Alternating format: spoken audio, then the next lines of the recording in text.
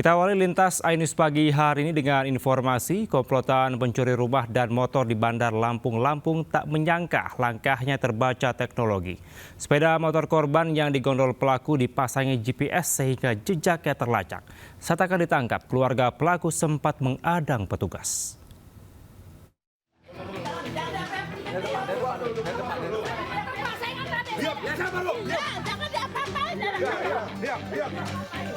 Keluarga pelaku pencurian ini histeris saat polisi mencoba menciduk pelaku untuk dibawa ke mobil petugas menuju Polres Bandar Lampung. Situasi memanas hingga petugas dan keluarga pelaku terlibat saling dorong.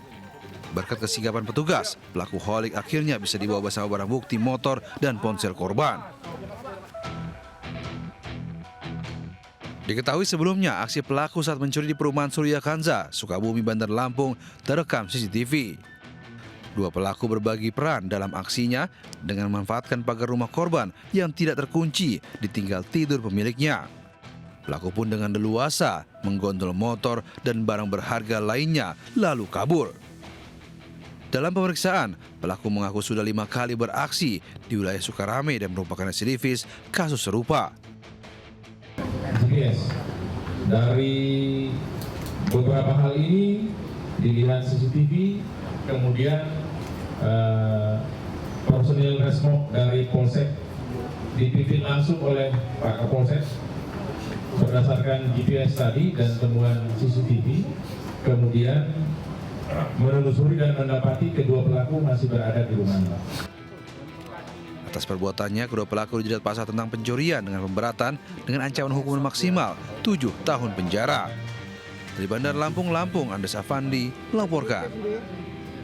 Pemirsa, di Treskrimum Polda Metro Jaya menggelar rekonstruksi kasus penculikan dan pembunuhan Kepala Cabang Bank BUMN yang jasadnya ditemukan di sebuah lahan kosong di Bekasi, Jawa Barat.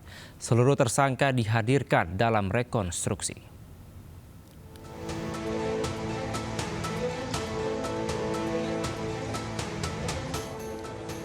Di Treskrimum Polda Metro Jaya menggelar rekonstruksi kasus penculikan dan pembunuhan Kepala Cabang Bank BUMN yang jasadnya ditemukan di sebuah lahan kosong di Bekasi, Jawa Barat.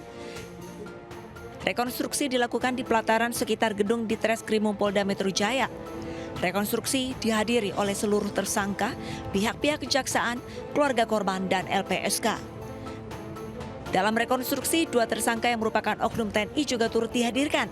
Keduanya menggunakan baju tahanan berwarna kuning karena merupakan tahanan militer. Sedikitnya 57 adegan dari para tersangka telah dilakukan dan 17 tersangka dihadirkan. Terdiri dari 15 warga sipil dan 2 anggota TNI. Dari Jakarta, tim liputan iNews melaporkan. Pemirsa, aksi kejar-kejaran penyelundup narkoba dan polisi di kawasan Jalan Sio Ihalang Karo, Sumatera Utara akhirnya tertangkap. Polisi amankan 2 pelaku dan barang bukti 255 kg ganja kering.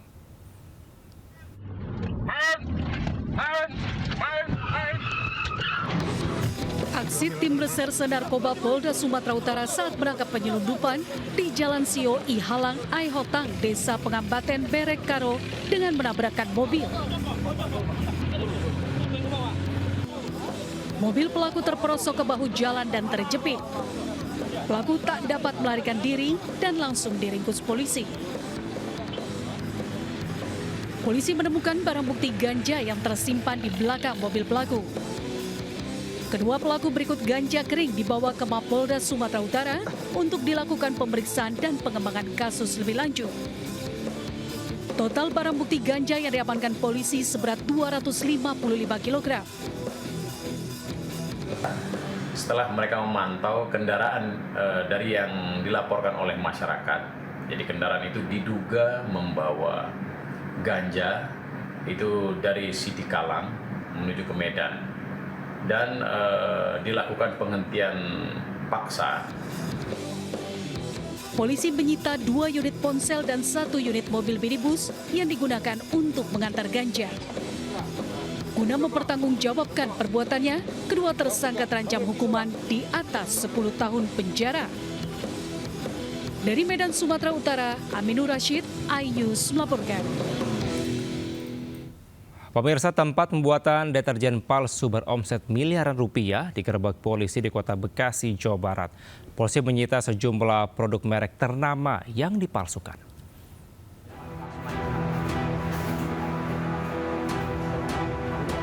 Polisi melakukan penggerebekan di salah satu rumah yang dijadikan tempat pembuatan sabun deterjen palsu di Kafling Karolus, Kampung Sawah, Kelurahan Jati Murni, Jati Sampurna, Kota Bekasi.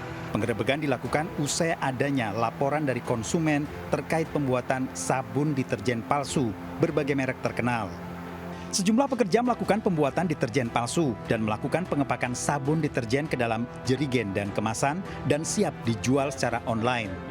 Polisi menangkap seorang wanita pemilik home industry serta puluhan karyawan.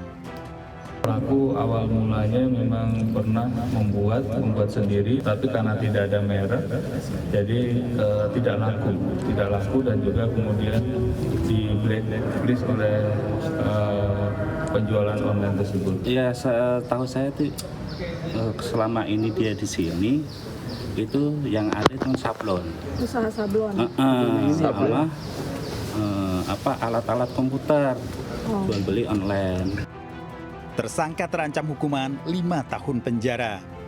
Dari Bekasi, Jawa Barat, Rahmat Hidayat, iNews melaporkan.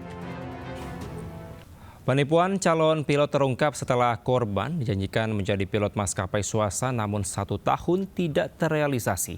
Korban alami kerugian hingga miliaran rupiah.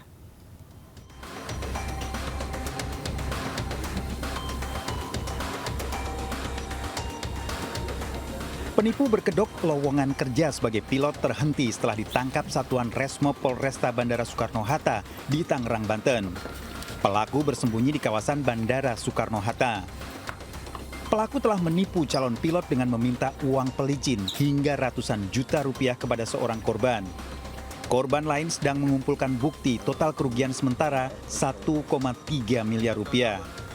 Kasus ini berawal korban usai lulus sekolah penerbangan ingin segera bekerja sebagai pilot. Korban berkenalan dengan pelaku lewat temannya dan menjanjikan akan memasukkan bekerja sebagai pilot di maskapai swasta. Pelaku menunggu hingga 1 tahun tak kunjung mendapatkan panggilan. Untuk korban sementara masih ada 2 orang. Untuk modus tersangka melakukan penipuan ini yaitu menjanjikan kepada para korban untuk bisa bekerja sebagai pilot di maskapai penerbangan di Bandara Soekarno-Hatta. Polisi masih mengembangkan kasus penipuan ini karena bukan tidak mungkin ada korban lainnya.